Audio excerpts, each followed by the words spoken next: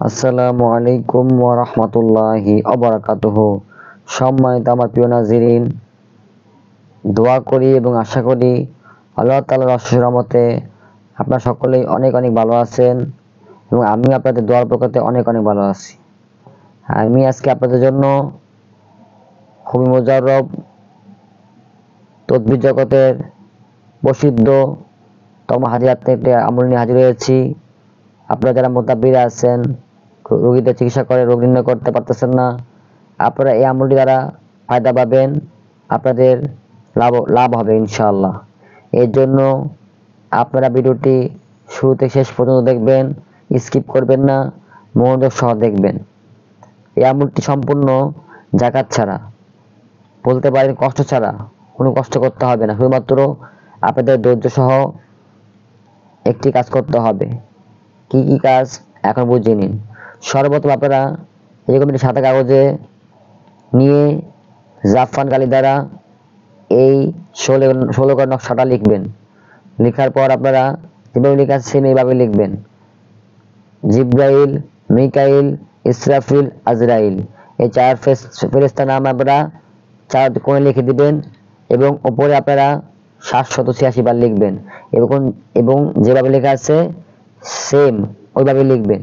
তারপরে কি করবেন, শুধুমাত্র এই ঘরটি, শেষের ঘরটি আপনারা কাজল দিয়ে আপনারা মানে কালো রাখবেন, একটু ফাঁকা রাখবেন। যেভাবে একবার স্ক্রিনশট দিয়ে নেন, যেভাবে লেখা আছে সেম ওইভাবে আপনারা লিখবেন।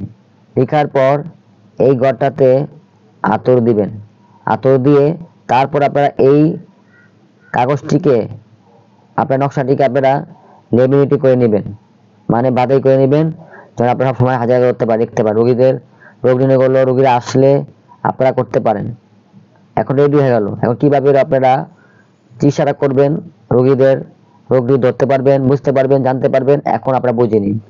সর্বপ্রথম আপনারা একটি বাচ্চাকে গোসল করিয়ে পাক পবিত্র 8 থেকে 9 বছর, যদি মেয়ে হয় তাহলে 8 থেকে 9, 10 বছর হলে সমস্যা নেই। ছেলে হলে 7 থেকে 8, এর উপরে না নিবেন। নেওয়ার পর তাকে অজু গোসল করিয়ে ভালো পোশাক পরিয়ে তাকে সামনে বসাবেন এবং এই নকশাটি হাত ধরিয়ে দিবেন। শুধুমাত্র বাচ্চাটি এই ঘরে তাকিয়ে থাকবে, এবং সেই নকশাটি ধরে হাতে নিয়ে এভাবে তাকিয়ে থাকবে নকশার উপরে। আর যে মুতাব্বির বা আমির কবিরাজ, সে শুধুমাত্র প্রথমে 11 বার ইস্তেগফার পড়ে এবং 11 বার দুরূদ ইব্রাহিম পড়ে রোগীর মানে বাচ্চা ছেলের বা মেয়ের উপরে দম দিয়ে দিবে। এমনভাবে দম দিয়ে দিবে যেন দমটি যেন বাচ্চার ছেলের মেয়ের শরীরে এবং নকশাতে পড়ে একসাথে। এরপর আপনারা কি করবেন, শুধুমাত্র সূরা ইখলাস, মুতাব্বির আমিল শুধুমাত্র সূরা ইখলাস পড়ে পড়ে দম দিবে এবং দমটি এমনভাবে দিবে যেন বাচ্চার শরীরে এবং নকশাতে লাগে। এইভাবে কয়েকবার পড়তে পড়তেই কিছুক্ষণ পরেই বাচ্চা বলবে যে এই কালো ঘরে কিছু দেখা যাচ্ছে। তখন আপনারা যা যা জিজ্ঞাসা করবেন, প্রথমে আপনারা সালাম বিনিময় করবেন।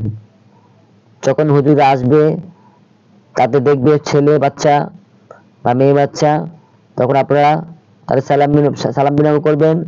আপনারা তাকে বলবেন, অনুরোধ করবেন যে আমি আপনার কাছে হাজিরা জানতে চাই। আমার সামনে যে রোগী আছে বা রোগী দূরে থাকুক কাছে থাকুক, রোগীর নাম বলে হুজুরদের কাছে জানতে চাইবেন।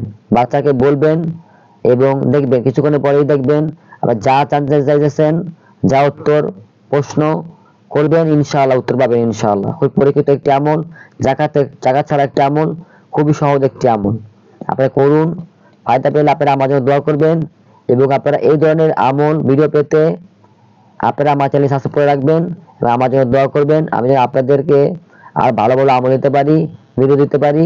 শুধুমাত্র এই চ্যানেলটি মুতাব্বিরের জন্য, এবং যারাই আমল করতে চান তারা আমল করার জন্য এই চ্যানেলটি সাবস্ক্রাইব করে রাখতে পারেন। ইনশাআল্লাহ আপনারা ফায়দা পাবেন। যদি কোথাও বুঝতে সমস্যা হয় তাহলে কমেন্ট করবেন এবং ভিডিওটি শেয়ার করে দেবেন সকলের মাঝে। আসসালামু আলাইকুম ওয়া রাহমাতুল্লাহি ওয়া বারাকাতুহু।